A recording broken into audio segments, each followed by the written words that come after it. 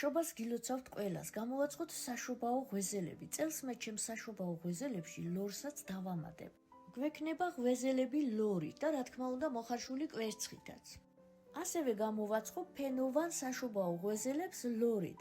ფენოვანი ცომი წინა დღეებში უკვე მოვამზადე, ეხლა მოვზილოთ ღვეზელების ცომი საფუარით. მაქვს 600 გრამი გაცრილი ფქვილი და 350 მილილიტრი მაწონი. თბილი მაწონი მაქვს. ფქვილს ვამატებ 1 ჩაის კოვს მშრალ საფუარს, დავამატოთ ამდენივე შაქარი, ჩავახალოთ 1 კვერცხი. მაწონს ვამატებ 1/2 ჩაის კოვს სოდას, ავურიოთ და რო აქაფდება, ისე დავამატოთ ფქვილს. ვამატებ 1/2 ჩაის კოვს მარილს. უნდა მოვზილოთ ჩვილი ცომი.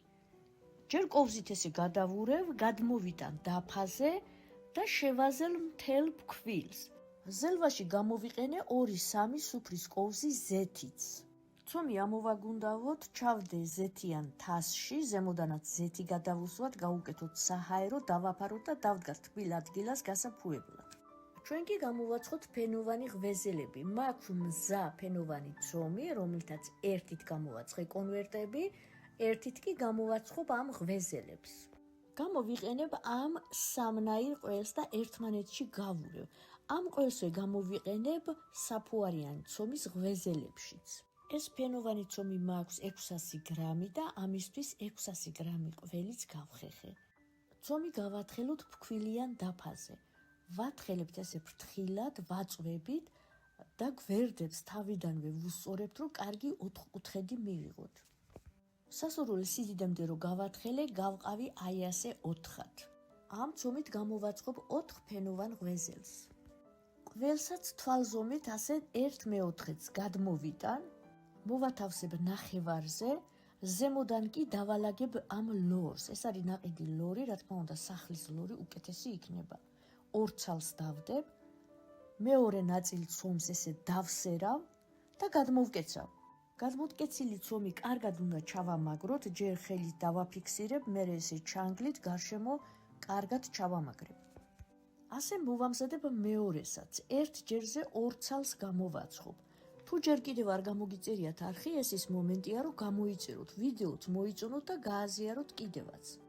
ვალაგებთ ყველს, ლორს, გადმოვკეცოთ და კარგად ჩავამაგროთ. ასე მოვამზადეთ ორივე. სიგრძეზე ოდნავ გავათხელებ, აი ესე დავაგრძელებ ცოტას, თუ საშუალებას იძლევა. გადავიტან საცხობზე, წავუსვი გათქმილი კვერცხი, ცხება წინასწარ გახურებულ ღუმელში 180-200 გრადუსზე შეწითლებამდე, მალევე ცხება. აი ასე კარგად რომ შეწითლდება, გადმოვდგათ. გამოდის სასწაული, ლორიანი, ფენოვანი ღვეზელები. ეხლავე ცხელ-ცხელი უნდა დავჭრათ, ნახეთ როგორია სასწაული, აი სასწაული. აუცილებლად მოვამზადეთ ფენოვანით, თუნდაც ნაყიდი ფენოვანით მოვამზადეთ, ძალიან გემრიელია. მე კი სასწრაფოდ მიუბრუნდები ცომს, რადგან უკვე ამოვიდა და გადმოვიტან დაფაზე.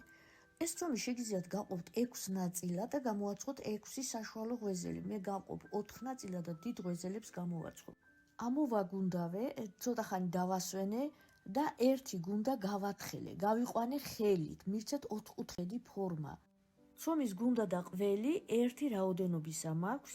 გათხელებული ცომის ნახევარზე დავალაგე ჯერ ცოტა ყველი, მერე ერთი ლორი დავდე, ზემოდან დავამატე დარჩენილი ყველიც და მოვალაგე 4-ად დაჭრილი მოხარშული კვერცხი.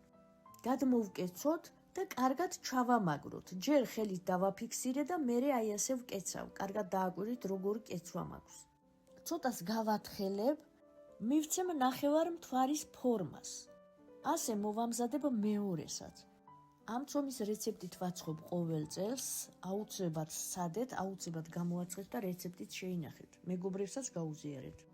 ორივეს გადმოვიტან საცხობზე, დავაფარებ და დავტოვებ 10-15 წუთი. წავუსმევ გათქვებილ კვერცხს, რომელსაც ცოტა რძე დავამატე. ცხება წინასწარ გახურებულ ღუმელში 200 გრადუსზე შეწითლებამდე. აი ესე კარგად რო შეწითლდება, გადმოვდგათ, გამოდის საოცარი ღვეზელები, დავჭრათ და ვნახოთ როგორია შიგნით. ეს ცომი არის საუკეთესო, ყველას გილოცავთ შობა ახალ წელს, სულ ბედნიერი წელი ყოფილიყოს, მე კი თქვენ დროებით გემშვიდობებით, მალე ისევ შევხვდებით ძალიან საინტერესო რეცეპტებით, იქამდე კი ბედნიერ დღეებს გისურვებთ.